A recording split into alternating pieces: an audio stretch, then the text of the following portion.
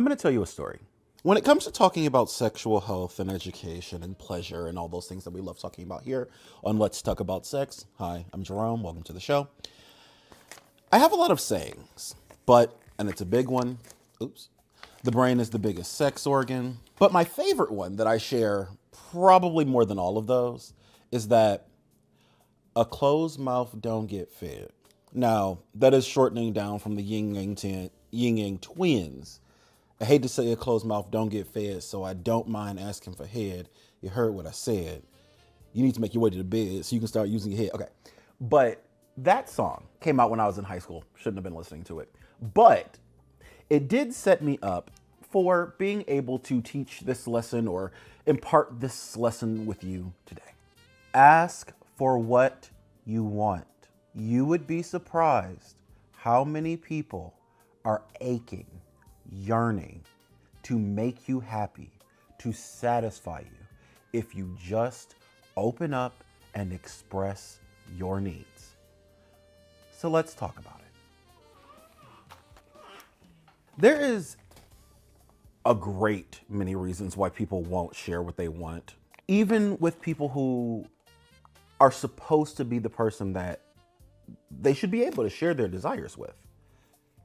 Their lovers, their spouses. People often find it easier to open up to people they don't know. And I've always found that to be odd, but there is a reason for it.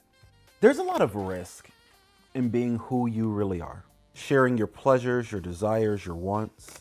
If you open up too fast and your partner don't match your freak, as the kids are so, prone to saying these days, there's like a real legitimate chance that they could just break up with you because you want to be spanked. Like, we often don't acknowledge that, but it's true, and everyone has a right to. It's actually not the best choice to keep it quiet for that, but, we're human. We all want to be loved. Rejection is one of the strongest negative feelings that we can have, and we will do basically anything to avoid it. So it makes total sense that people are avoiding hard topics, even if it could mean more pleasure for them. The risk reward always doesn't play out for people in their head. And oftentimes, that's just simply because people are not adept at conflict or communication. This may shock a lot of people in the audience because I can admit I have a confrontational nature. I say a lot of things that people will not say. It is just in my nature that I'm kind of like bold and out there.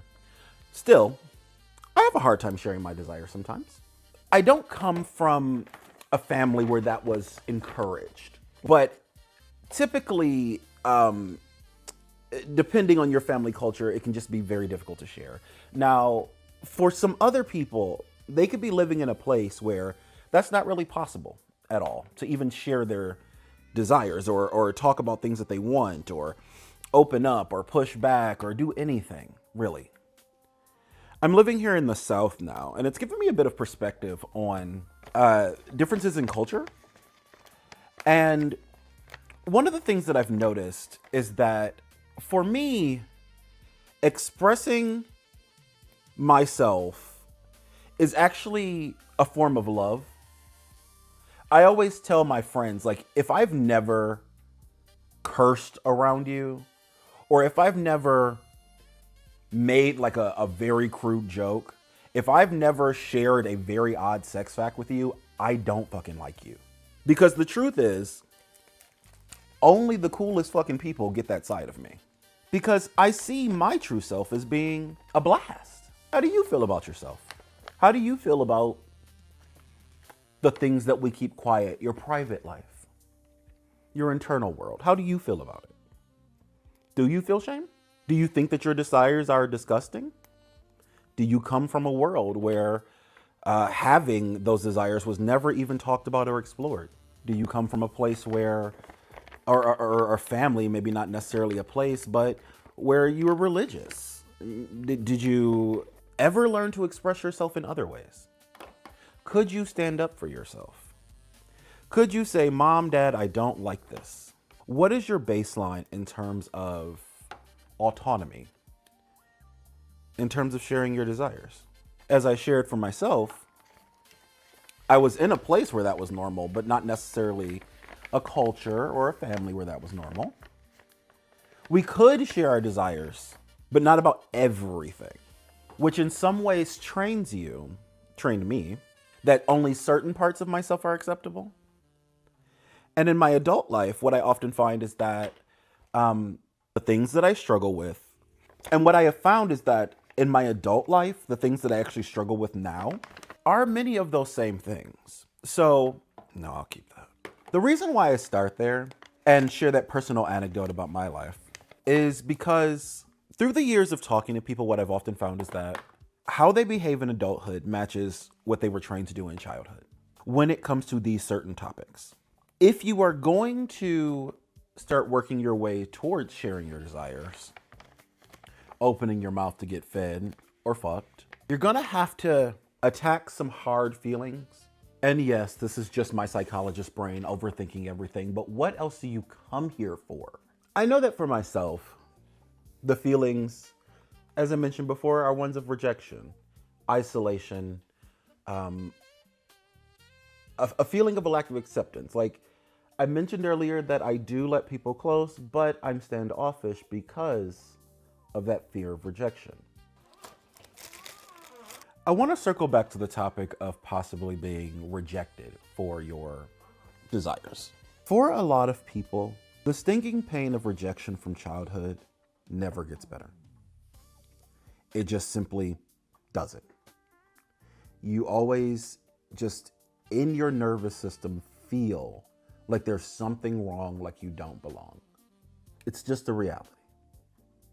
But that doesn't mean that you can't expose yourself to the feeling and work through it over time. When it comes to any fear, exposing yourself to it, building a tolerance to it is the only way to lessen its effect on you. Sometimes the actual anxiety doesn't go away, but you can tolerate the anxiety that it brings up more. One of the many, many trends on TikTok at the moment is rejection sensitivity training. And the premise is that you go around and you take a chance and you ask for things that you are pretty sure that you'll get rejected for, just to see if you do actually get rejected. You're trying to test your assumptions, and you're also just trying to build the skill of asking, of engaging, of presuming inclusion. The most common examples I see are, hey, can I have a slice of that pizza? Or can I have a hug? Or would you like to go someplace? That's often a date request. And that trend comes from a lot of people actually going to therapy. And in therapy, what they're often being told is that you simply just have to try. Like Chapo Rowan said, be fun and try. Now, when you say that, that might lead you to thinking that you have to be bold, purely bold. You have to be super, super confident in how you do it. No, especially when you're starting. If you want to be choked, let's just take a random example out of nowhere. Yeah, totally random. You can say, will you choke me? Can you grab their hand, put it there? You can ask in all sorts of ways. It can be meek. The point is communication. I think a lot of people have a limited view of what communication means. When we talked about dirty talk a few weeks back, one of the things that I made sure to include was nonverbal dirty talk, body language. Most people know already about body language. They understand that it's, just a part of nonverbal communication. It's how you get an idea across. A lot of flirting is nonverbal. But the part that I did not attach in there, or attack, was just using different language. I often encourage you to use factual language when it comes to talking about your body. My vagina, my penis, my anus, my areola, my tits, my pussy, either accurate or factually graphic. Typically stay away from cutesy. It feels like shame. But when it comes to actual sex acts, there's a little more leeway. Because a lot of what you're doing is expressing yourself. When you're talking about sexual health and anatomy, a lot of times what you're doing is trying to communicate effectively. It's a slightly different thing. Slightly different in that it's stripped back.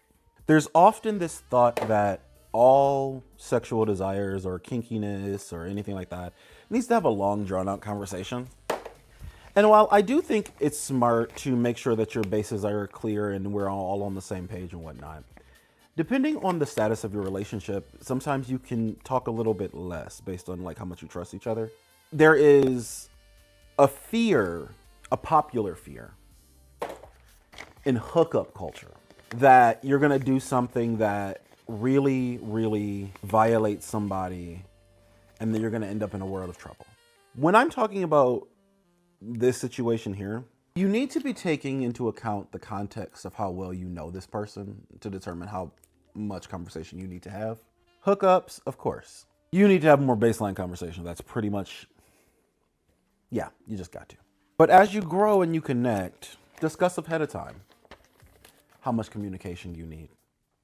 I know that sounds crazy, but like you can be like, hey, so I feel shy asking directly to spank your ass like a drum. Truly. Can I just like try a few things out and see how they go? I'll make sure, you know, if you say no, stop. That's a totally valid way of doing it, especially when you already have the connection with each other. There is a lot of merit in keeping your sexuality private. It's called a private life for a reason. But when it comes to the people that you're closest with, the people that you're supposed to be connecting to, you need to find a bridge between you two. The sex is better, it's hotter, it's more fun, it's more vibrant.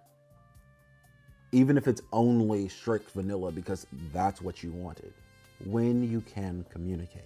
If you want more tips on how to communicate your desires and what you want or what you'd like to explore or what you like, please check out Dirty Talk Masterclass video. That's available. It'll probably be linked here or somewhere down in the comments. Probably somewhere down in the comments. I am still figuring out how to use YouTube.